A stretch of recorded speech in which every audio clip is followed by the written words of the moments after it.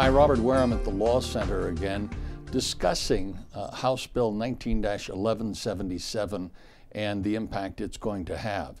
In our first video, we talked about who could bring a petition for an extreme risk protection order. And there's one group I overlooked, and that's a large group, and that is the law enforcement community. A law enforcement officer or a law enforcement agency can be the petitioner for an extreme risk protection order. And they actually have an additional requirement. If they are the petitioner, they are required by the law to, at the same time, file an affidavit for a search warrant. That's right, a search warrant to be issued when there's no allegation that any crime has been committed, but merely a civil search warrant, which is a completely new class of search warrant that the constitutionality of which is unknown because it's never been attempted by a General Assembly or lawmaking body to my knowledge. But let's talk a little bit about the process now, whether it's a law enforcement agency bringing the petition or one of the enumerated family members or household members that we talked about in our first video. Essentially what they do is they bring the petition before the court. That can be done in writing. The court is to hold essentially an ex parte hearing. And what do we mean by an ex parte hearing? That is a hearing brought without any notice to the respondent, the person that the protection order is directed against. So in other words, this person going about their normal day-to-day life, they don't know anything is going on, and one of these interested parties, a household member, family member, law enforcement agency, decides that this person poses a significant risk to themselves or others, so they file paperwork with the court. The court is required to hear that petition the same day or on the very next day, and then based upon the one-sided statements, remember, nobody's subject to any cross-examination. So the court is going to basically question the petitioner. Why do you think this is necessary?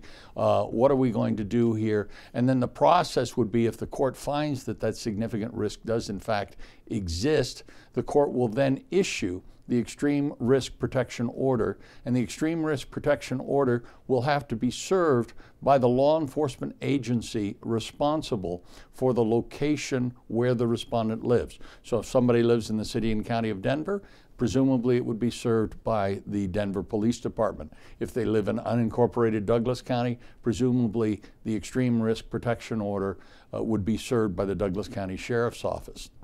Now, upon service of the extreme risk protection order, the restrained party, the respondent in this case, is given notice that they must immediately relinquish all of their firearms to a law enforcement agency.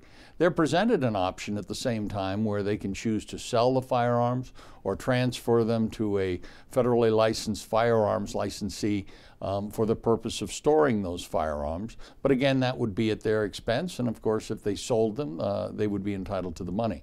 The process then goes on to set a hearing. That is done at the initial ex parte hearing with the judge, and the judge puts that date on the extreme risk protection order, notifying the respondent that they need to appear on that date. The court is going to also appoint court-appointed counsel, which may sound like a great thing for the respondent, but if someone realizes that court-appointed counsel in the state of Colorado is paid $80 an hour, you can understand where it may not be attracting the very best and brightest of the legal profession. The statute requires that a hearing be held within 14 days. My experience as a practitioner tells me that a court may in fact turn around and ask you to come back in 3 or 4 days. Even a 14-day delay is sometimes not near enough to put together a good case. And remember, that 14-day hearing is to determine whether or not the temporary extreme risk protection order should be made permanent for a period of 364 days. So there's a lot at stake at that 14-day hearing. And again, there's no requirement that it be held at least 14 days out. The bill reads that it shall be held within 14 days, and there's absolutely no language that says but not less than 7 or not less than 2. So it is entirely possible that a judge could issue an order on Monday and order a respondent to show up in his courtroom on Wednesday. what opportunity has the respondent had at that point to retain private counsel or even be able to subpoena witnesses and the things like that? So that's one of the due process problems that we see coming up with extreme risk protection orders. So we'll talk a little bit more about the first hearing in our next segment on extreme risk protection orders.